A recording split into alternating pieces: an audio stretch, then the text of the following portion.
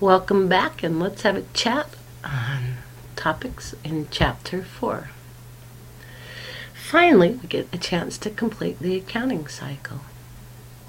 For a very long time, I have been telling you, owner's equity is more complicated than the other categories of accounts on the balance sheet equation because it has four things that happen to it. It goes up for investments and down for draws, and up for revenues and down for expenses. And I have said that so many times it's probably sounding like to you, but all of that's been in preparation for Chapter 4 and to help you understand why certain accounts have certain balances. And now it's time to actually make owner's equity go up for investments and down for draws and up for revenues and down for expenses. So let's make that happen.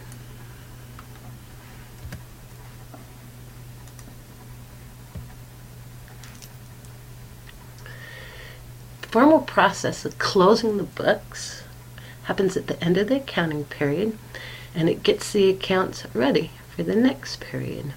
Some accounts are closed or taken to a zero balance, and some are not. The accounts that are closed are the ones that affect owner's equity. We close revenues, we close expenses, and we close draws. You don't need to close the investment account because investments were made directly to owner's equity to start with. Some accounts are not closed, and they're the balance sheet accounts, and they're permanent accounts. There are asset accounts, our liability accounts, and the balance in our owner's equity. At the end of an accounting period, you get to keep your assets. Your cash, your accounts receivable, your building, all of that is yours, and it needs to stay on the accounting records. Unfortunately, you get to keep all your liabilities. You have to pay them. And your owner's capital account is assets minus liabilities, if we've been doing the accounting equation right. We would like to zero revenues expenses accounts, though, so that the income statement will show income for just the current accounting period. So how do we accomplish that? We make closing entries. Closing entries formally recognize in the general ledger, actually journal entries, the transfer of net income and the owner's draw account into the owner's capital account.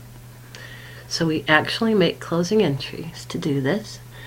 They're made in the next available line in the general journal. Closing entries are only made at the end of the annual accounting period, and they're made after the financial statements have been prepared. If by chance you make them before the financial statements are prepared, net income will be zero because you will have zeroed all your revenue and expense accounts. Always makes me smile when I see a beginning accounting student do that. Remember, financial statements are not the last step of the accounting cycle. They're made right after the adjusted trial balance. In the closing process, we're going to introduce a new account to you called Income Summary. It's a temporary account. It's used only during the closing process, and it is the account that transfers net income into the owner's capital account, quite literally. Looks to me like I misspelled temporary. Sorry about that. I'll fix it on the next go. So, it's a temporary account. It's used only during closing, and it transfers net income into the owner's capital account. Let's get a picture of an adjusted trial balance. Closing entries can be made directly from an adjusted trial balance, and we need to close certain accounts. We need to close revenue, and we need to close the expenses, and we're going to put them into an account called Income Summary and then transfer that into the owner's capital account in our closing entries, and then we're going to close the drawing account into the capital account. So every account that you see underneath this line eventually gets closed into the owner's capital account.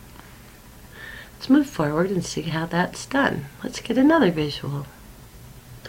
So there are four closing entries that we need to make, and they're right here. We need to close revenue, close expenses, put those in income summary, and close that to owner's capital, and then close the drawing account to owner's capital. So you can see income summary exists for about a New York minute. If you don't know what that means, it means a very short period of time. And literally, our first closing entry takes revenues and puts it in income summary. And then our second closing entry takes expenses and puts that in income summary. Income summary will then have a balance. If revenues are greater than expenses, it'll have net income. If expenses are greater than revenues, it'll have a net loss. Whatever balance it is then transferred into the owner's capital account. So the first journal entry moves revenue into income summary, the second journal entry moves expenses into income summary, and the third journal entry closes income summary into owner's capital, and then the fourth journal entry moves the balance in the draws account into the owner's capital account. Let's move forward and see what that would look like using our trial balance from Pioneer that we've been using all along in some of our examples. Revenue has a credit balance, and so it is debited and it is put in income summary. All of our expenses have debit balances, so we credit them and move them into income summary. After the first two entries have been posted, the revenue accounts and the expense accounts are zeroed, and the balance of net income is sitting in income summary. Now, ta-da! Finally, you get to see net income get moved from income summary into the owner's capital account. So that's how long income summary exists for, and it's now been moved into the owner's capital account. And our last closing entry is to close the draws account and to move that into the capital account as well. When you are done with your closing entries, you have literally moved revenue and expenses into income summary, and then moved income summary into the owner's capital account, and then moved draws into the owner's capital account, and your owner's capital account is now at the balance on the statement of changes in owner's equity. Anytime you make entries into the general journal, you need to post them into the general ledger and then make a trial balance to see if your debits equal your credits.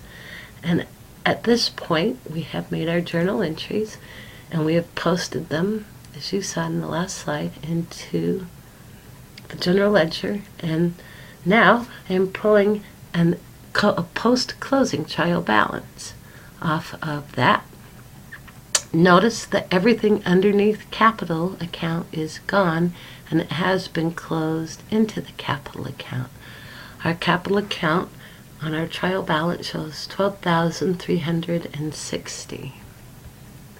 Preparing a trial balance has the purpose of proving the equality of the permanent account balances after you journalize and post, and it finally makes the balance in owner's equity agree with the statement of changes in owner's equity as of the end of the accounting period. And I love it when my accounting records support my financial statements.